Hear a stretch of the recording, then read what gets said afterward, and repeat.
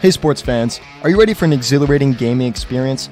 Introducing VIPClub.lv, your ultimate online sportsbook and casino. VIPClub.lv offers a vast selection of sports, from football and basketball to tennis and baseball. Bet on your favorite teams and enjoy the thrill of the game. But that's not all. Our state-of-the-art online casino offers a dazzling array of games, including slots, blackjack, roulette, and live dealer tables. Win big with their fantastic promotions, rewards, and exclusive offers. Join VIPClub.lv today and get a generous 200% match welcome bonus to start your winning streak. And make sure to use code ECSI at sign-up. Bet it, win it, and cash it at VIPClub.lv.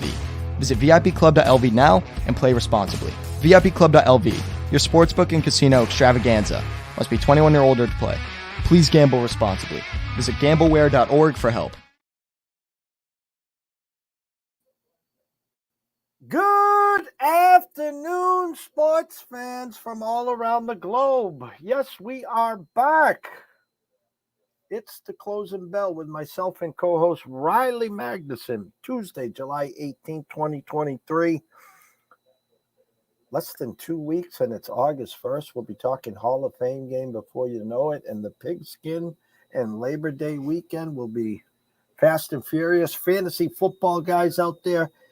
We are going to debut a fantasy football show Friday, God willing, with Mr. Sean Childs, good friend and colleague, who helped myself win not one but two national titles in 2017. Staring at that check every day, $195,000.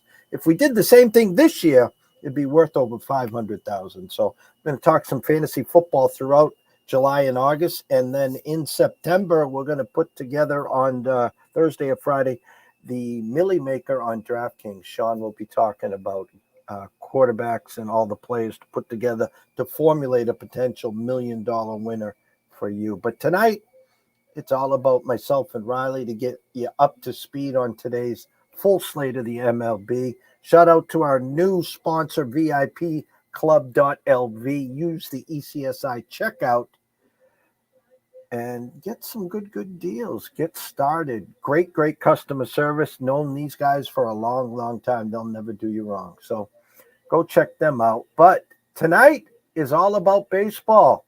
We'll talk a little something about some other stuff prior to that. But without further ado, let's bring him in. The co-host, the one and only Mr. Riley Magnuson. Good afternoon, sir. Welcome back.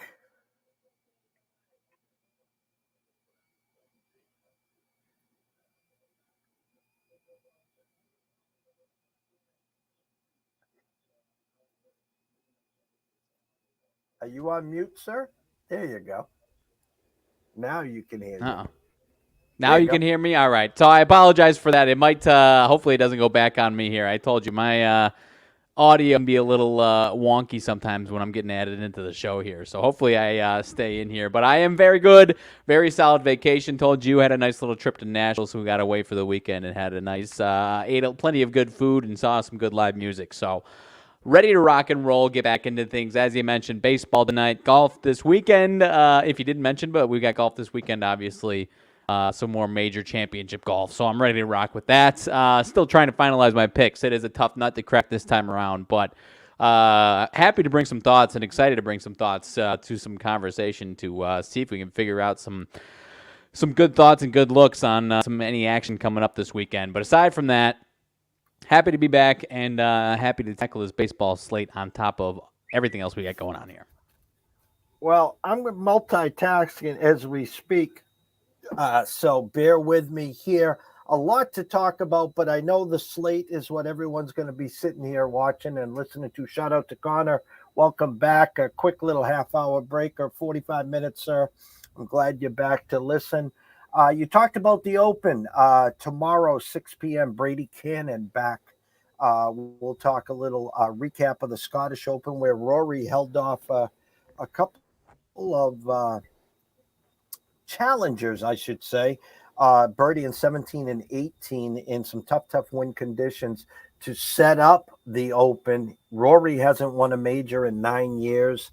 The last major of 2023. Early thoughts, what you're seeing, what you're hearing. We talked backstage about DJ, and that's not the DJ that cuts up records either. What are you seeing and hearing? No, like I said, I'm still trying to finalize my picks, and as everyone knows, this one is early morning or even late Wednesday night, depending on how you're looking at it. So you and Brady Cannon will be a little bit more of a pregame tomorrow night than what you guys are used to, obviously, with Thursday instead of a Thursday morning start, a little Wednesday 1 a.m. start or whatever the heck it is. But no, it's interesting. Obviously, Rory is the thought to, after building off the last week and ending this major drought, is obviously rightfully so one of the favorites there. You and I talked about Dustin Johnson, and I asked you, are you thinking this is a good value pick or more of a trendy pick? I am seeing plenty of articles written about him, but at the end of the day, we've gotten to a point where we've seen these other three majors where these live guys have shown up and competed, whether it's winning it or a handful of guys coming pretty close or finishing top 10, whatever. So it definitely, Dustin Johnson is a guy you have to look at. As far as some of these other guys, curious your thoughts on, we can kick it back around in a second, but Jordan Spieth was a name that I mentioned to you as a guy that obviously is a little inconsistent, has been a little iffy lately, but is well rested. We talked a few weeks ago about guys that at this point in the season, while they may not be quite in 100% form, are a little more well rested, whether that's not playing every single week like a lot of these guys are, playing 4, 5, 6 weeks in a row, playing all 4 days, all these tournaments. So maybe not this week as opposed to what we were talking about 2-3 weeks ago with that case, but a guy that is more well rested and actually has had quite a bit of success in Open Championships in previous years, regardless of the course. Had a lot of success, a lot of top 20s there. So it's a guy that I'm looking at. Could he go 7 over on the first 2 days and be an afterthought after Friday afternoon? Absolutely. But it's a guy that I'm considering there. Another guy that I've wrote about and had success with at the U.S. Open. I tweeted on this past Sunday also. If you had him top 5, my condolences. But kind of at a spot where I'm wondering if I have to put my money where my mouth was, at least. Wrote about Tom Kim. Got me top 10 for the U.S. Open. I think he kind of choked a little bit and should have had top 5 there, but nonetheless was a great, one of my better non-victory selections of the season was Tom Kim at the U.S. Open there. But I also kind of predicted a little bit of a late round or a late season surge, much like we saw from him last year. And I think 2 of these last 3 outings, obviously Scottish Open top, I think tied for 6th, like I said, should have probably been 3rd or 4th. Had a great U.S. Open as well, and then I can't remember what tournament it was in between, but made the cut but didn't quite do anything there. So if I put my money where my mouth was a few weeks ago, Tom Kim is another guy that I'm looking at. Whether or not this course suits him might be up for discussion. But as far as late round surges and believing what I was saying a few weeks ago, that one's another one that I'm considering. Let's see here. Another guy that's fairly well rested, and we finally saw him. You and I talked about him. Drawing a blank on exactly what tournament it was. But Collin Morikawa, not quite in the odds range that would make you feel really confident for a guy like him. He's 30-1. Obviously, whenever he's very well respected, he's in that 15 to 20 range, 15 to 21, 20 to 1 range. So he's not quite there, but obviously the last time we saw him, I'm still drawing a blank on the tournament. I believe it was the Rocket Mortgage, I think it was. Yeah, Rocket Mortgage, he finished his second. Could have obviously had a chance to win that tournament with Sepp Straka was on fire, but was well rested coming into that one, and now that one was 3 weeks ago, I think, now that by the time we get to this next tournament. So he's a guy that was in form the last, not just 4 rounds that we talked about it, the last 5 rounds. He missed the cut the tournament before that, but the second day he was shot at 63, so it was really solid there. So 5 straight rounds of 67 or better from Collin Morikawa is a name that maybe, if he's coming out of a few weeks here, maybe a little rusty, but if you're thinking well-rested and now finally he's gotten back to form, that's another guy that you kind of have to look at as far as a guy that, it's a big name, and from my perspective, might want to look at that a little bit. Would like to see 25-1, 20-1 even if you're feeling real confident in him. But it's definitely somebody I'm looking at there. As far as I was talking to you, Jeff, before the show, a guy that's bitten me in the butt way too many times and is now 22-1. Odds have kind of dipped to actually his actual production is Patrick Cantlay, and now the time that I go away from him is probably going to be the time that he's fantastic. So I'm staying away from him, but obviously is a name that could go up there. The hilarious part about that, as far as him and another guy who's I think it's fourth highest odds, Brooks Koepka.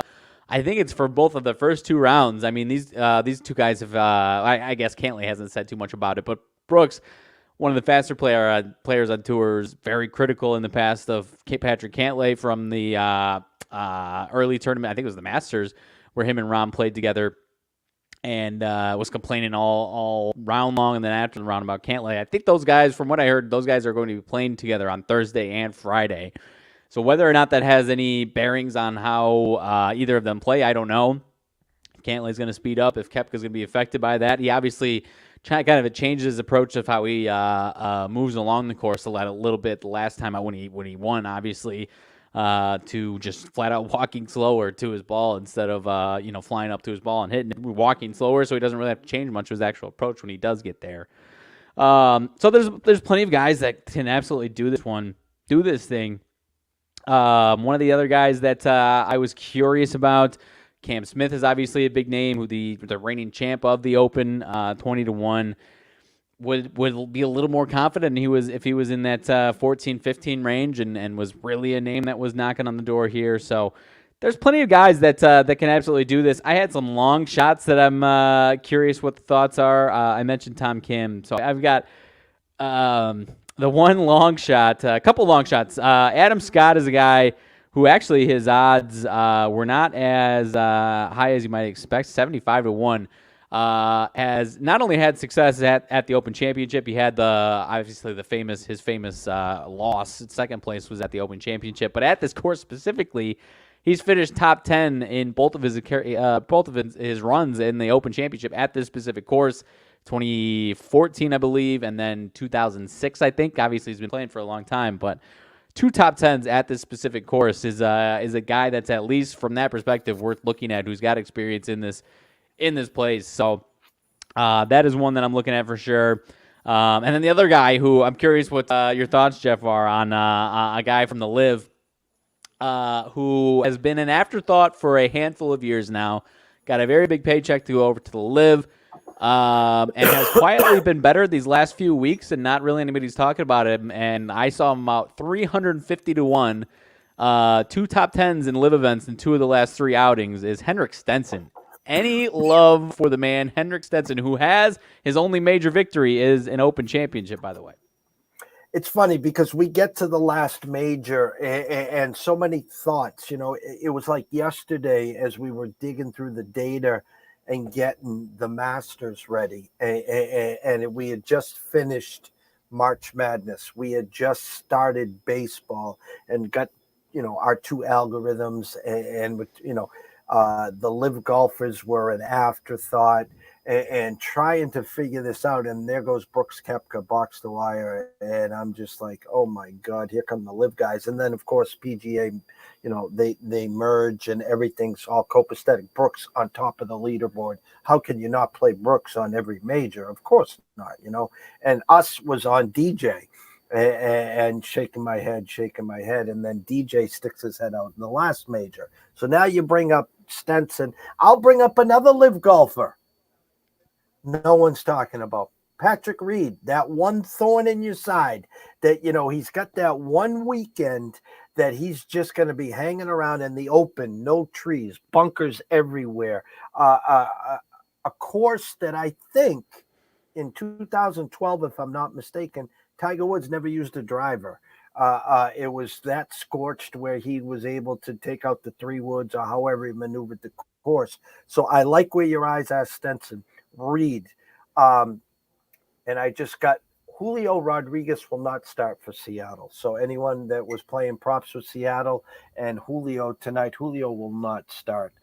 So the fear of missing out. The greatest golfer since Tiger Woods from tee to green, Scottie Scheffler. We kept saying if he just had a lukewarm putter, would be lapping these fields. You're bringing up these golfers. You talked about Cantlay. I talked about backstage Justin Thomas. Now this is it. This is the final major before the FedEx Cup. Your eyes are spot on, kid. Because you wake up in a fog Thursday morning at 8:00 or whenever you get up, and the round's already half over. There's guys on the leaderboard, and you're saying, who's this? Right. Who's this? Nothing better than the Open. Nothing better. No, it's fantastic. And I'll give you two that I'm giving you more as a question here. That are decent names that are either you're buying low on them or you're selling because they're just flat out not in form and their odds are not really giving any confidence here. Tony Finau, Max Homa, are you buying low on either of these guys or are you pushing them aside for the lack of form that they're in right now? I was watching the Open last night. I love this time of year because you can just put it on the TV and fall asleep to them, just interviewing all the guys. Finau was the one that I really said, shit, there's Tony. That's right. I would buy on Tony before Homa. Max is just, if he didn't do it at the U.S. Open, his home track, I think he'll have a harder time here. So I would lean Finau. And I would say Homa has to beat me. Yeah, as far as, even just looking at Homa by himself, you almost want to see him do it in a major before you take him in one like this, let alone, like you said, great point as far as his home course. But he just hasn't had success in majors, period. So that was one I was curious about. Another guy that I think I've been romanticized. He was my first outright winner this season. And I kind of gave a prediction that he was going to make a surge. He's faded a little bit these last few weeks. But as we've talked about, guys that at this point late in the season, certain guys that are well rested might have an advantage over some of these guys. But another European guy, Justin Rose. Any thoughts on there, or is it just his best days of the season are behind him here? Great point. I think he showed that flash where he was rounding into form and just didn't capture it. Now he's starting to fade. I'll be 1,000% honest with you. Justin Rose is my kryptonite. Whenever I play him, he's a thorn in my side. He wilts, no pun intended. And when I don't have him, he'll be that guy I'll wake up at 6:30 in the morning that's -8 at the turn and something stupid. So anyone that wants to take a swing with him, I'll tell you this, I won't have him on my card. So you got a better shot this week than most because I will not be playing him. Yep. That was, if you got any other thoughts, then definitely go ahead and drop them down. That was at least my questions and immediate thoughts that I had written down to come to this one here. If you only could pick one of the guys up front, the Rorys, the Schefflers, the Rahms, is there one that you would lean towards today, Tuesday? I know it could change going into tomorrow, but is one of those names sticking out at you?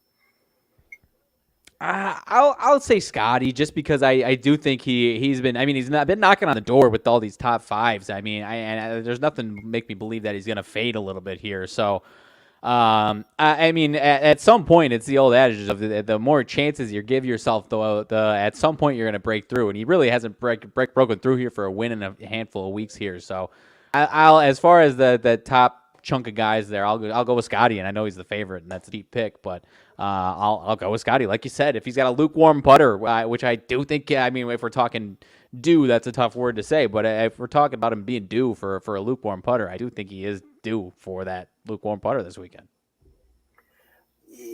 Yeah, I told you backstage in my 2 one and dones, I did have Rory in one of them last week, so I said to myself, I'm going to use him here in the Scottish Open, seeing that he hasn't won a major in 9 years. Scheffler, where, as you said, if you were just playing Scheffler top 10s this year, you'd be doing very, very well, obviously. No one's talking about Mr. Rahm, and this is usually the time where he comes and bites you in the ass. You're talking about everyone else, and here comes the Spaniard, Mr. Rahm. Yeah, it almost seems like it was this year in the Masters that you gave it out as this guy's kind of lurking right behind these two guys here. Maybe not exactly, not quite the same as because it was the Masters that he won, right? I'm not misinformed with that, right? It was the Masters that he won, right? What do you mean, this year? This year, Rahm, right? Was it the Masters that he won, or did Brooks? Yeah, he won the Masters, and Brooks won Yeah, it the was the second Masters. Yeah, major. yeah. It was the Masters, and I know you had Yeah. he was kind of lurking like this right behind the top two. I think it was Rory and Scheffler again, and the Masters was a little bit more of that glaring case than this one because he hasn't quite been informed these last few weeks. But 100%, would it surprise me if he's just dominating from the moment he steps on the course? No, of course not. It would.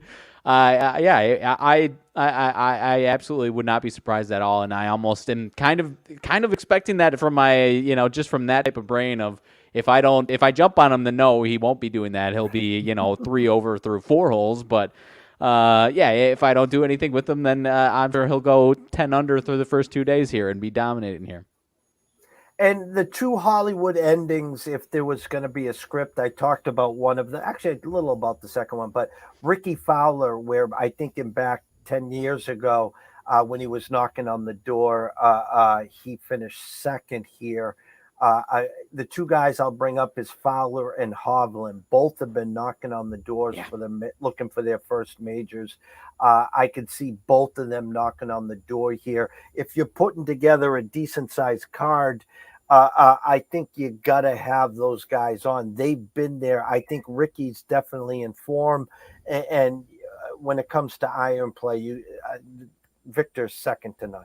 Yeah. No, 100%. And I think it was in the pre-show. It just mentioned these giant bunkers, the pot bunkers, whatever you want to call them. And as long as a lot of these guys could just avoid those, they're going to be in such good shape. So I think the only one that I didn't ask you and get your thoughts, and it's more of a it's a long, not even a long shot. Just he could be great, and I could be the trend continues, or he could be an afterthought. Adam Scott, top 10 twice on this specific course, has had success in the Open Championship, but top 10 at this course specifically, the first two times he played in the Open Championship here. Any thought that he could have any type of breakthrough? I think I saw him 75-1 or so. No, one of these guys that you don't have that you see up on the early on the leaderboard that's going to hang around. And so as when we put our cards together and we send the alert out, we specifically say, hey, what we're trying to do obviously is to make the cut, as many guys as we can to make the cut, have a good moving day on Saturday, and look for some kind of Sunday sweats. The market is set up where you can dive in at any point if you don't play the pre-flops. So Adam Scott is a perfect example where you sprinkle a little something on the outright at 75-1. Then you look at the top 40s, the top 20s, and the top 10s, and then you can play those as savers. And so he's a guy, again, if you don't have him and he gets out early, he's going to be a thorn in your side.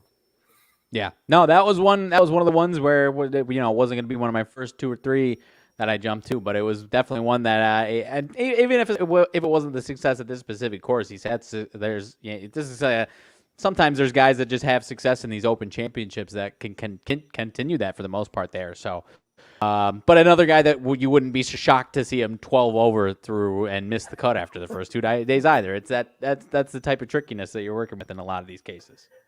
And the same when we talked about Justin Thomas, someone that the odds have just gotten big and bigger. And every week it was a question that I would ask Brady, is the price at this point just an autoplay? And Brady was like, Jeff, no. And then he did show a flash a couple weeks ago, and then he came back to form. Yeah. Again, that might make the cut, might hang around, but it just form is a big part of sports, especially golf. We talk about form, obviously, in horse racing as well. But, to compete for not just one day, the first round leaders, anyone can pop the lid. But to do it for 4 rounds in these conditions takes a lot physically, mentally as well. And now you add the wind in these bunkers, and it just takes one hole. We were talking about Hovland on Saturday, finding that bunker and then driving it right into it. And thanks for playing after that. So tomorrow we'll talk a lot more, you and I, about some picks, maybe a blog. Brady will come back at 6:00, and we'll be ready for early Thursday morning. How's that? Sounds good to me. Like you said, I cannot wait. Whether you're falling asleep early or falling asleep and waking up half asleep to watching this, or staying up and pulling all nighters, I think one of these days, maybe not tomorrow night, but one of these nights I'll be pulling a long one just to watch all of it there. So we'll see which one. Sounds like a plan. Flip the board over to you. You can chop away any which way. It's game 2 since the All-Star, the first full week, let's say that.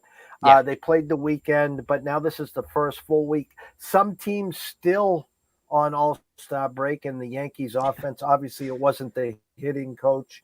The Angels bullpen, some other teams with bullpen woes, but we're trying to figure this thing out. I really want to say that I think Baltimore is here to stay. I know they lost last night to the Dodgers. There was a big flip on them tonight. Interested in your thoughts with the Orioles today. The Cardinals and Montgomery getting a lot of love overnight, but it's a pretty decent board, and the board is yours, sir. Yeah, no, and a lot of great points there, and I'll get into it. And as far as teams just not showing up out of the breaks, I mean, how many out of the break here? It's a handful of sweeps this weekend of teams that did show up, beating teams that did not want to show up, and just a handful of sweeps this weekend. So that was interesting to see, obviously. But break back into it either yesterday, and some teams game 1 after the break if they didn't play yesterday, obviously. But Milwaukee, Philly. First one up here, Teheran versus Nola. Teheran had been pretty decent. Bad last 2, though. 6 and 7 earned runs before the break in his last 2. Nola's last start before the breaks, 3 bombs allowed over 6 innings, 8 hits, 5 runs. But no walks, 6 Ks, so wasn't walking anybody there. Brewers, one of those teams, swept the Reds. Actually took 2 out of 3 at the end of the break, and then swept the Reds from the Reds to take the NL Central by 2 games right now. Phillies hot start out of the break, 3-1 versus the Padres over the weekend. Now a half game behind the Marlins there in that division. But as far as this one is going tonight, Philly's pretty hefty favorite. Is that eye-opening to you, or is that such a big number that there's any type of value in taking Milwaukee tonight here? An overnight number of 210, Brewers plus 176 with a 9 over minus 15 cents. Currently at circa 9 over 20 cents. Phillies down to minus 198. Brewers, you can get it plus 179. Brewers pitching is back. Their offense is still stagnant at best. Yelich having a nice bounce back year. Even first 5 minus the hook on the Philly side is too steep. I think it's like minus 150. It's crazy to try to get into it.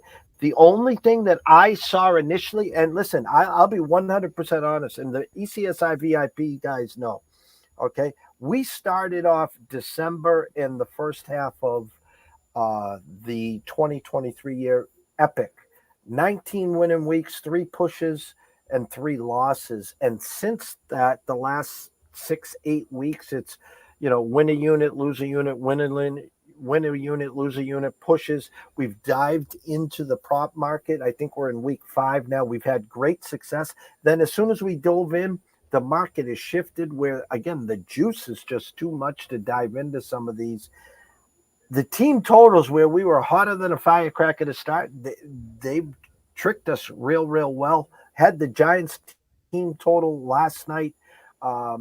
They were stuck at 2-2, and then they had second and third no outs, rain delay game suspended, so no bet there.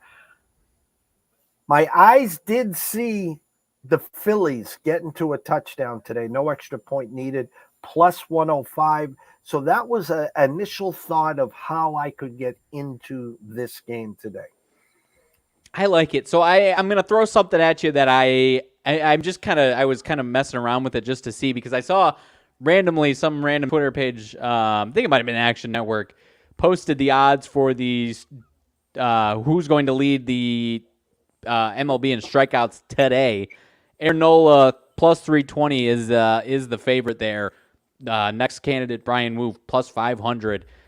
Go over 6.5. Like you said, one of these situations, minus 160. So you can't really get into that.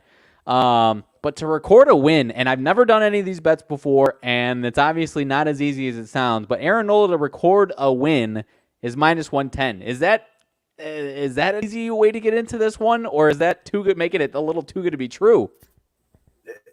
Julian Edlow, when we were doing our weekly Tuesday shows before he went on summer break, that's how he was trying to get into these games. Now, we're always trying to peel the onion back, try to grab a big favorite and try to find where we can get some plus money. So in this game, it was the Phillies to get to 6 or better.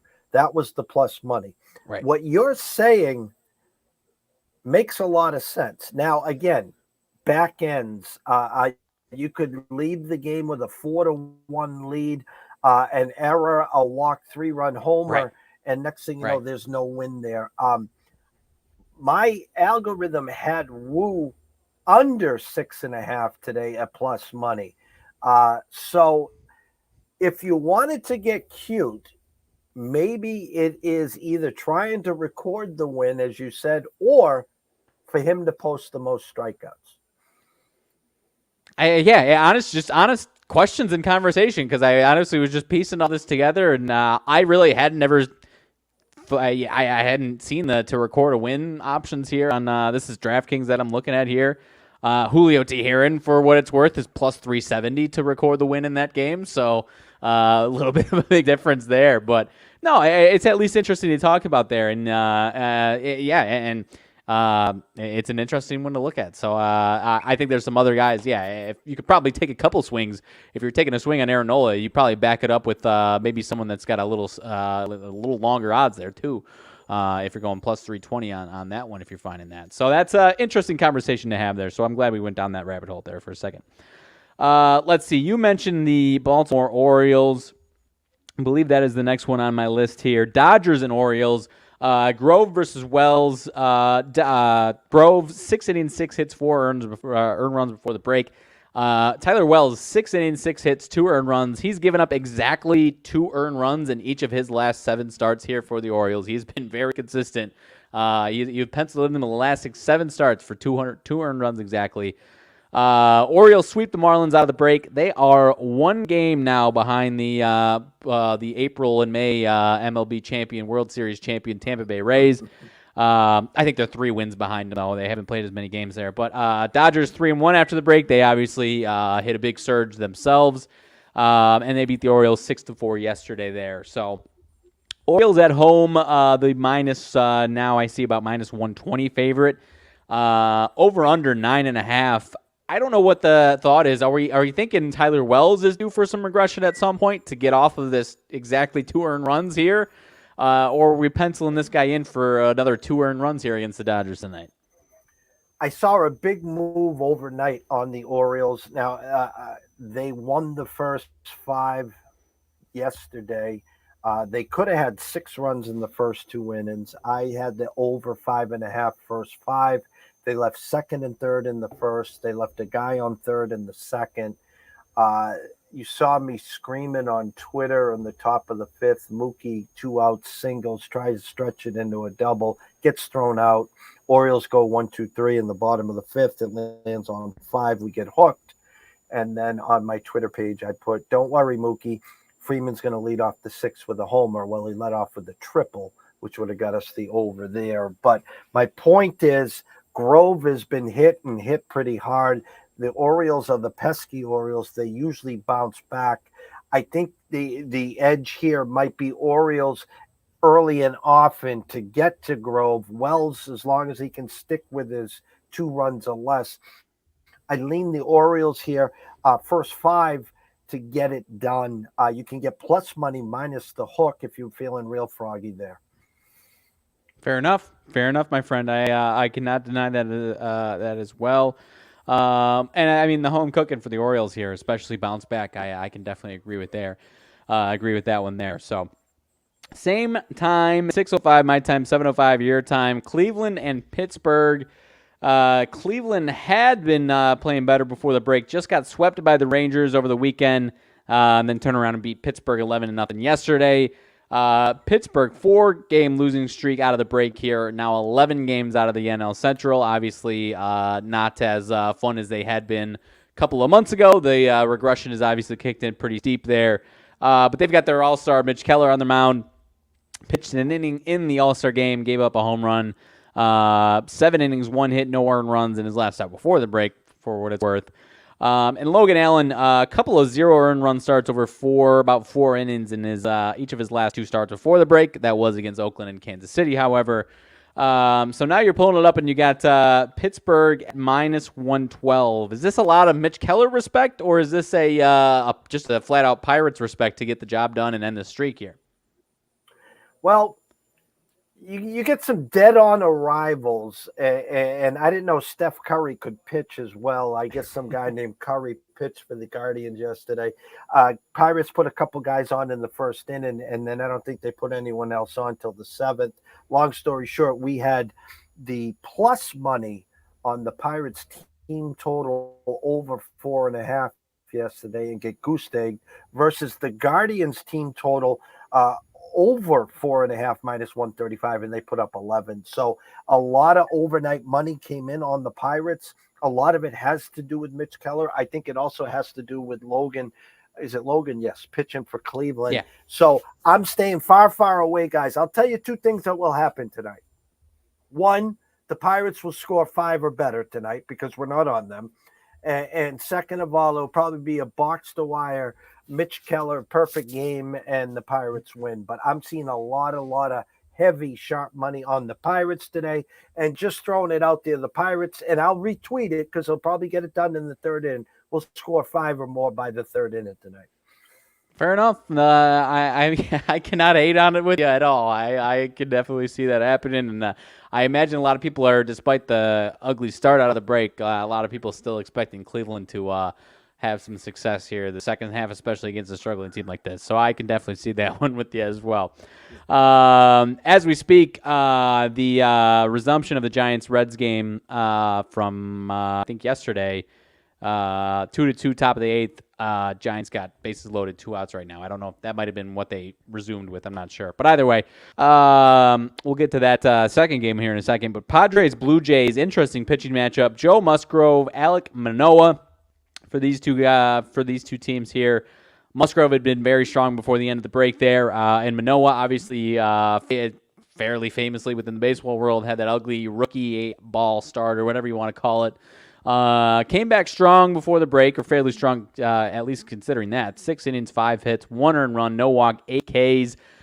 So had a nice little bounce back there finally. Padres 1-3 versus the Phils this past weekend, 4-game series with a doubleheader there. And the Jays get the sweep of the Toronto Blue Jays get the sweep of the Arizona Diamondbacks over the weekend. So where are we at with these two guys here? I had taken a couple swings with Musgrove in the Padres before the break, and he had been rolling. Now you've got Musgrove and the Padres as the road favorite against this Toronto team who just swept the Arizona Diamondbacks, and you've got Manoah off that better start now after the ugly one. Are we back in the tank with Alek Manoah, or is this just a giant bit of respect here for Mr. Musgrove here? I think it's all the above. I actually had an overnight number of Toronto -110. Woke up this morning, San Diego -113 with a 9 under over. At circa as we speak, 126. You can grab the Jays plus 115 with a 9 over -15 cents. Listen, we were on that Friday night, Manoah, first 5 minus the hook. He was, and we actually had plus money as well on him. Lights out. The offense rallied for him. Great start. Kind of glad for the kid. He does have great stuff. He's just not in form, as we were talking about some time ago. I respect where this money's going here. Now again, the Padres and Hader have had some issues in the back end. If you were looking to follow the overnight move on the Padres, I'd look at some first 5 action. I know you're kind of going into the teeth here with Manoah potentially having a good first 5, but the numbers and what I'm seeing and hearing all say Padres. especially in the first 5 tonight. Yeah, I'm with you, especially when you're talking about a Padres team that still hasn't really broken out of what they've been in all season long, 44-50. Did not look good out of the at least defensively, pitching wise, did not look good out of the break. I guess their offense has been fine, which gives you a little bit of confidence here up against a Toronto team that's 3-0 out of the break and 53-41 and playing well. So it did feel a little goofy to me as well there. So I am with you as far as feeling good about that Padres team tonight. So let's see, a couple of 6:10, 7:10 your time games here. One of them, my White Sox in New York. Get the 2 out of 3. I could have told you from a mile away that was going to happen, and now they'll find a way to maybe not against the Mets, but they'll get swept by some dumpster fire here in the next week or so. But anyways, took 2 out of 3 from the Braves, the White Sox. Now in New York against the Mets. The Mets go 1-2 against the Dodgers this weekend. Giolito versus Carrasco. Gio, 2 earned runs in each of the last 2 before the break. He's been solid for the White Sox. And Carrasco, actually, last time out before the break, 8 innings, 3 hits, no earned runs, 1 walk, 4 strikeouts in his last start before the break there. Giolito, if the Sox don't get things turned around, Giolito is one of the leading trade contenders here for this White Sox team. So obviously, White Sox need to, if they want to hold on to Giolito, need to get things going, or else he is most likely going to get moved there. But we're looking at a minus 125 line. From what I'm seeing, the best available line, at least for the Mets here, about minus 130 elsewhere, I think. Any thoughts on this game? Are we riding with Giolito, or are we expecting some regression at some point from my man Giolito here? You know, I think Carrasco got us good last time. I think we went against him on a team total. My overnight number, 9 under, minus 25 cents. Mets minus 115. White Sox minus 105. Currently at circa. Someone's pounding the Mets, minus 131, White Sox plus 120 with an over of 8.5, over 18 cents. First 1 to 5 wins this game. I'm expecting some regression on both sides of the pitching. Believe it or not, I think that they'll get this over 8.5. I think someone will actually get to 5 as well. Mets to get to 5, over 4.5. at plus 100, White Sox over 4.5, plus 115. So I'd be eyeing some team totals there, maybe the over. You talked about Red Sox, Rafael Devers will not start as we speak there as well. You know, you're in a spot where, you know, Giolito, Lynn, and then Kopech got blown up like a wood tick last start. But you can, you know, like the Mets, here the guy's got endless money, and he spent 90 plus million per year on Max and Verlander. Now, who would pick up these contracts? But if I'm the Mets, I'm shopping those 2 pitchers. I'm getting as many prospects and ready-made guys, and then in free agency can bring 1 or 2 younger guys in and start over, because you're not going anywhere, guys. So right. I don't know what the talk is in the White Sox. You do have 2 guys with Lynn and Giolito that you can move, and then Kopech's younger. Because you're going to get pennies on the dollar there. Keep Kopech and then build that way. But I think there's moves that both teams should be making.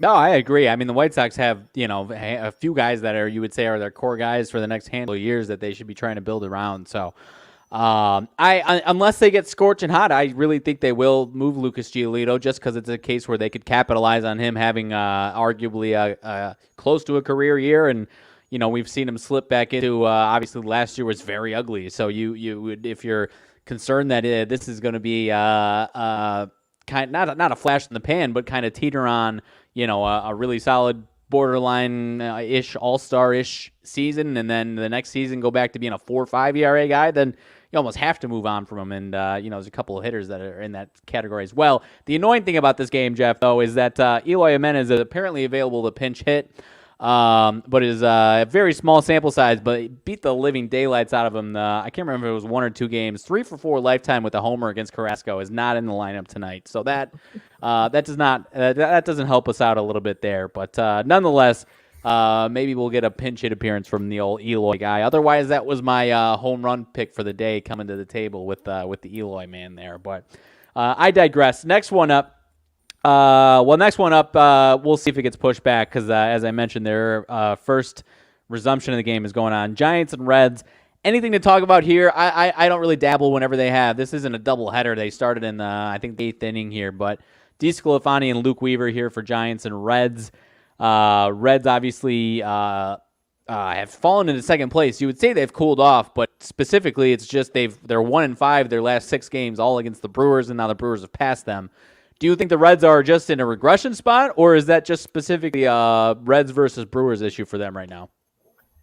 I think it's a Reds versus Brewers. I think, pitching beats hitting, and the Cincinnati Reds, the new shiny toys with Cruz and everyone else there, it came back to, listen, they're 1 or 2 years ahead of schedule. It's a great story. Oh, yeah. They're fun to watch, but again, the pitching caught up to them, and it wasn't like their pitching was bad. I'm looking at numbers, San Fran minus 135 overnight. Grab the Reds plus 115, an over under a 10.5 that is now shot to an 11. Giants now minus 149. You can grab the Reds plus 129.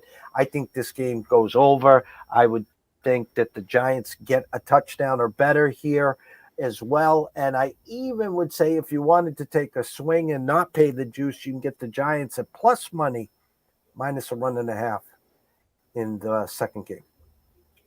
Yeah, no, I like it. I mean, it's an interesting case with these two teams, and obviously, at this first game shouldn't have too much of an effect on it. They only got to play a couple innings there. So, next one up, Arizona and Atlanta, two teams that did not come out of the gates hot. Obviously, Arizona gets swept. Atlanta loses 2 out of 3 to the White Sox. Davies versus Elder tonight. Elder finally hit some regression before the break. 7 earned run in his last outing. Still having a very good season in his opening season here. Davies has been steadying a little bit here, but still not great. He's 3 and 4 and runs in each of his last 2 as compared to giving up 6, 7, 8 for a chunk there. So he is steadying a little bit there, and the hits are coming down. Any interest in maybe a little bit of a post-All-Star break extended slump for the Braves after that losing weekend against my White Sox, or do they get back on the horse and take care of business tonight? Overnight number, Atlanta minus 205, Arizona plus 172 with a 10 over minus 15 cents.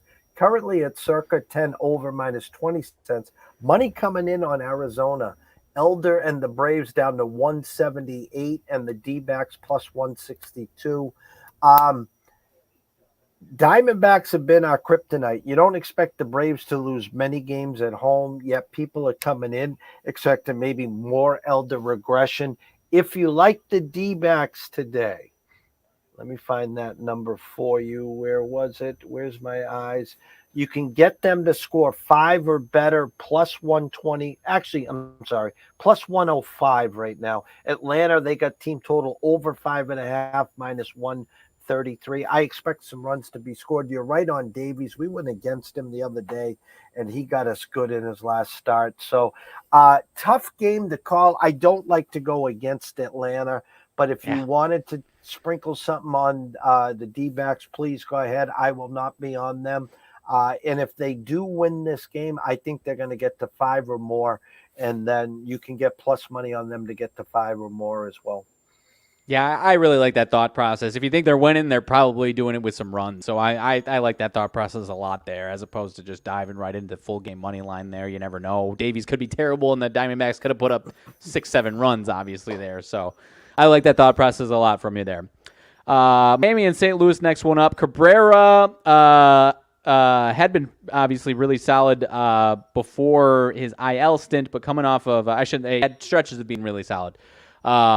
Coming off of IL stint though, first start since June 13th, so it's been a little over a month. Montgomery, last 4 starts before the break, has finally been a lot better. 1 earned run or less. You and I talked about him as he was the trendy. They lost all these games in a row. Now he's been really solid these last handful of games. Cardinals 2-1, 2 out of 3 against the Nats over the weekend. beat the Marlins yesterday 6-4, and Marlins now, including yesterday, 4-game losing streak out of the break here. Do they, and you and I talk about it a lot, I don't really like jumping into IL stint starts. I like Cabrera in certain spots, but not trying to pick up and not trying to figure out what he's going to do off the IL here. Any thought that there might be something to figure out here, or are you staying away from it here with Edward Cabrera, coming off of the IL here? Now, everyone's expecting and been waiting all year. We've talked for months. When are the Cardinals going to make their move? It's just not happening now. Are they going to become sellers? I don't think they are, but, they could move Flaherty. They could, I don't know if an Arenado or a Goldschmidt would ever be moved. But my point is, this was one of the biggest moves overnight. A ton of money came in on the Cardinals. I saw one number, and then I wake up this morning, and the number that I saw was, where are we here, eyes? St. Louis, 145, Marlins plus 125 with an 8.5. It's up to 154 and a 140 if you like the Marlins, and 8.5 under. As you said, I think it was 1-14 his last 15 starts the Cardinals were. Now he's been rock solid. The only way I can see, because the Cardinals back end has been putrid, guys. So if you want to get in here, I would look at a first 5 minus the hook, get in, get out. Don't worry about the back end. Tough spot for the Marlins and the starting pitcher here today, Mr. Cabrera. I like everything about him. I think it'll take him a couple starts to get his sea legs, but I lean Cards first 5 here. Yeah. This is a spot where the Cardinals got to capitalize out of the break and get some momentum. Marlins got a good chunk of home games after this, so you could see them studying after this series. They go home for Colorado after this, and I think, a little back and forth, but have a good chunk of home games after this, so you can see them studying after this series here for sure. So, interested to see. I like a lot of these guys in this Marlins pitching staff. Cabrera has obviously been very hit or miss, a lot of control issues, but when he's on, he's been very good. So it can be an interesting one to try and figure out what he's going to do on a given night there. So next couple up at 7:05 my time, 8:05 your time. Good pitching. Bradley's been regressing a little bit, but good name pitching matchup. Bradley and Eovaldi, Tampa Bay and Texas. Tampa Bay obviously has been not as fantastic as they had been for quite some time now. Texas is playing really solid right now. 4-game win streak out of the break. Eovaldi, 4 earned runs before the break, but obviously we saw him in the All-Star game pitching inning, no runs with the headset on. Can't remember who he struck out, but got a strikeout with the headset on there. And as I mentioned, Bradley regression in his last 3 starts before the break. 7 earned, 5 earned, and 4 earned runs in his last 3 there. And the Rays did take 2 out of 3 from the Royals, but lose to the Rangers yesterday, so 2-2 out of the break for them. But the Orioles quickly closing in on them there. The Rays obviously will be in multiple hunts, if not get back to running away with this thing. But Rangers minus 130 is what I'm seeing right now. Is it as simple as riding Eovaldi to victory, or are you expecting some Taj Bradley positive regression, bounce back from him out of the gates here? Yeah, overnight number 135 minus for the Rangers, plus 115 for the Rays with a 9. And the only way that 9 is going to go, I assumed, was the under with these 2 pitchers. Right now it's circa 9 under minus 20 cents. Rangers down to 130. You can get the Rays plus 119. Rays have been a Jekyll and Hyde team for us now twice. We've gone against them with the Royals, once on Jordan Lyle Day that they got set down 17 straight. And then on Sunday, box to wire, the George Brett, Hal McRae, Willie Wilson, Brett Saberhagen Royals just dominated them. I think personally, I'm expecting a better outing from Taj. I think the Rays are sneaky here. And if I had to play a total, if you can get 8.5, I would actually go over the 8.5 as well. Yeah, I see some 8.5s. I see it trickling to 9 in some certain spots, but definitely still some 8.5s on the board there for sure. I'm with you. The Rays have gotten to a point where they're sneaky at times here, and it's an interesting game to play there. And obviously they've cooled off, but still got a lot of tools in their belt there. So Washington and the Cubs at Wrigley Field here tonight. Patrick Corbin versus Jameson Taillon. Taillon obviously is a guy that did not have a very good start to the season. Finally had his very good start before the break. 8 innings, 1 hit, no earned versus the Yanks in his last start before the break. Corbin, we've talked about him a little bit before, was the former punching bag. At times has been a punching bag still, but he's trickled in some a handful more solid starts in there. 1 run in his last start. Both these two teams 1-2, lost 2 out of 3 over the weekend. Nats win 7-5 yesterday. Cubs minus 165. Are we thinking Taillon gets going off to a little bit of a streak here with some nice starts, or are you concerned that he's going to fall back after maybe a little too many days off after that nice start? I look at the team totals. Washington 3.5 over minus 140. The Cubs 4.5 over minus 140. Again, they're trying to bait you to say, well, Washington's going to get to 4, but you're going to spend the 40-cent tax, and the Cubs are going to get to 5, spend another 40-cent tax.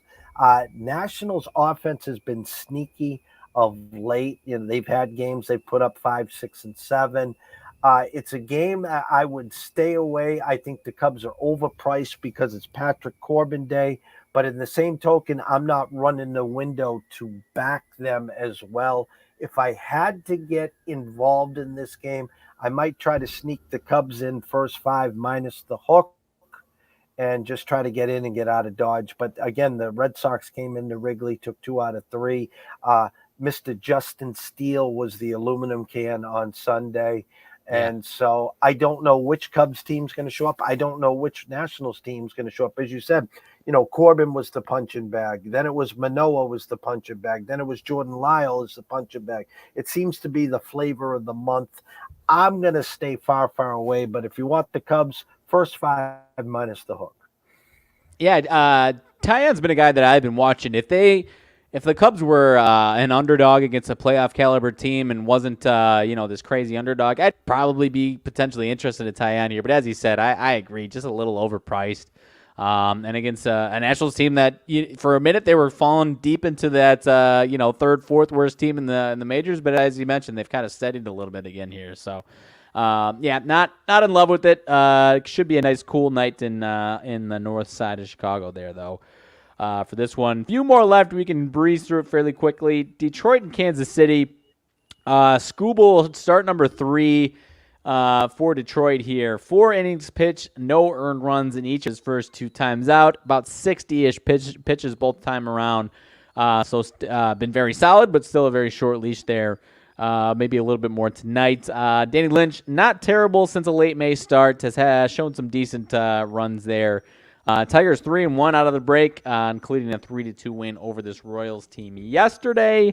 But as I mentioned, Skubal obviously is a guy that the Tigers, if they want any shot at this ugly AL Central, they need him to get going. So they're babying him a little bit there. But it's a situation where I'm not in love with the Tigers here on the road, but I'm also not trying to take a swing with this Royals team. As you mentioned, they had the game where you name the whole Hall of Fame list from the Royals, and they get the 8-4 win. Aside from that, the other 3 out of 4 games after the break, it's been 2 runs or less for them. Any love for Detroit here, or is this just a tough one to get into? Well, if you had them yesterday, you better go back today, right? I mean, I don't know what to say. I mean, I'm looking at team totals as we speak. 4.5 over for the Detroit. Kansas City 3.5 under. You want to get cute and you don't want to lay the lumber with the Tigers. Take a swing at Kansas City not to score 4. Again, I would suggest if you're in on Detroit, maybe the first 5 minus the hook. You can get in there about even money. But again, this Royals team has gotten me too many times. I try to stay away from the good teams and the bad teams. And with that said, I no feel if I jumped on the Tigers, it would be Willie Wilson and Saberhagen today. So I'll stay far away. But yeah. I would suggest Tigers minus the hook. First 5. Fair enough. First 5, yeah. All right, next one is interesting. Houston and Colorado. Hunter Brown versus Bird, which is a bullpen start essentially for the Colorado Rockies. Brown, not so great in his last 2 starts for Houston. 7 innings total in these 2 starts, 18 hits allowed, 8 earned runs across these 2 starts before the break, each of the last 2. Rockies actually take 2 out of 3 against the Yankees this past weekend. Astros also take 2 out of 3 against the Angels, but 29 runs scored on offense, 25 runs allowed on both sides. Obviously, Astros-Angels was the fireworks of the weekend, but 29 runs over 3 games scored for the Astros, 25 runs allowed, and I am seeing in most places a touchdown for a team total with the extra point, and in a couple of spots, touchdown plus the 2-point conversion for plus money, over 7.5 runs for this Astros team tonight. Are we buying the touchdown and 2-point conversion, going for 2 on this one, or are we staying far away after they just about cracked 30 runs over these past 3 games this past weekend here? Well, here's the funny. We came back from the break. We had the Yankees team total first game. They scored 2 runs on the first 2 batters and then didn't score another run for the next 27 outs. So usually, as you said and I said, we're one day ahead. So we said, you know what, we're going to go back to the Yankees again to get the touchdown and the extra point. Well, they get stuck on stupid and they score 1 in the first, 5 in the second. So now we're at 6. We just need one more run. We're on the hook. They don't score the rest of the next 7 innings. So we stay away from them on Sunday because it's action parlay day. And of course, what happens is they don't score early. They score mid-range. And then the Rockies come back to take the lead. So the Yankees got to tie it and bring it into extras. And then in the 11th, they score 3 more to get to 7. So when you see a number of 7, you need 8 to cash a ticket. Vegas is saying we're not getting burnt here. So they need a touchdown and a 2-point conversion. So I'm not laying the 220.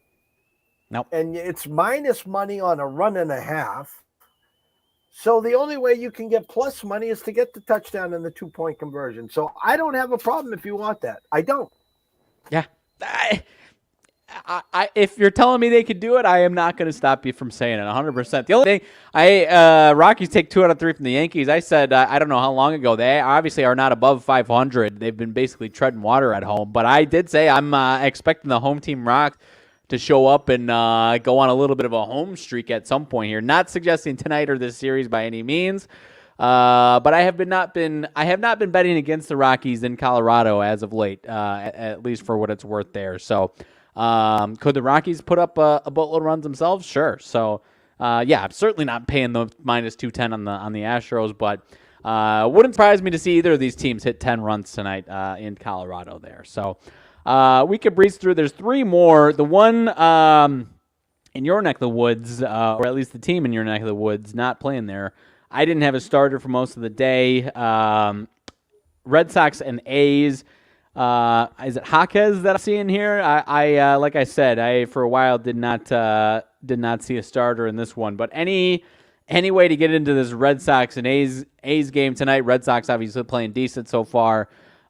These last couple of weeks, 51-44, still 4th in the East, but in the at least in the AL wildcard hunt here. Any thoughts on this one here on the West Coast, or are these A's going to be pesky for you this week? Listen to this. Starting pitcher, Chris Murphy. Jarren Duran, Alex Verdugo, Justin Turner, Yoshida, Red Snyder, Cassis, Arroyo, Alfaro, and Yu Chang. That is your Boston Red Sox starting lineup. And I don't know where to start, where to begin. Devers is out. I mean, where's the star power? I just don't get it. And we have just become Tampa Bay East Coast. How's that sound? and yet we're hanging around, and we'll make this one move to take someone off the scrap heap. Chris Sale is not pitching again this year. You can mark that down, but I'll be wrong again. he'll probably fall off his bike or something and get hurt again. So, I listen. They're doing it with smoke and mirrors. Hats off to Bloom, I guess. Let me see. Team total 4.5 over, and Oakland 3.5 under. So another bullpen game. You know, Pivetta comes in. What did he strike out? 13 yesterday. Set a record or something stupid. So we're going back to the bullpen. I guess 8.5. The play's the under. How's that? Under 8.5.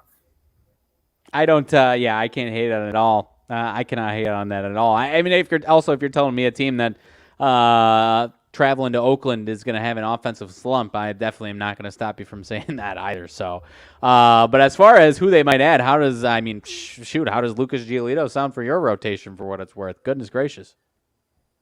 They would probably not pay the tax on that. The guy to get, and but he's been blowing up the strikeouts lately, was Lance Lynn when he was down. Now, I've been saying the whole time they should have moved James Paxton. That was the guy to move. His stock couldn't be higher. Bellows come into form. We still got Whitlock. We got some young arms. It should be a sell mode there. Move Paxton. You guys, again, move Giolito, move Lynn. But, anyone they can get for pennies on the dollar. We're in the thrift store. We're in the dollar store. The real dollar store, not the dollar store that went to $1.25. We're not shopping those lights. It's got to be the true dollar store, like the Arizona iced teas that used to be 99 cents. Yeah. We're not paying the tax for the $1.25 ones. No. No, but you're right. Lance Lynn, I mean, pennies on the dollar for sure there. So, all right, two more. We'll breeze by it quick. I obviously got another show. Yankees, Angels, Domingo Germán, Patrick Sandoval. Sandoval, you and I might be the leaders of the Patrick, at least last year, we're the leaders of the Patrick Sandoval fan club. Still holding out hope that he can get back to it. Was okay last time out, I should say. 5 innings, 2 hits, 2 runs, 4 walks, 5 Ks last time before the break. 1-2 versus the Astros over the weekend. Talked about they scored 25 runs but lost 2 of the 3 games there against the Astros. They win yesterday here against the Yankees with the Ohtani bomb later in the game there. Germán obviously had the perfect game, was solid last time out as well against the Cubs before the break. Any thoughts on this one? Did the Yankees bounce back after the rough few games here after the break?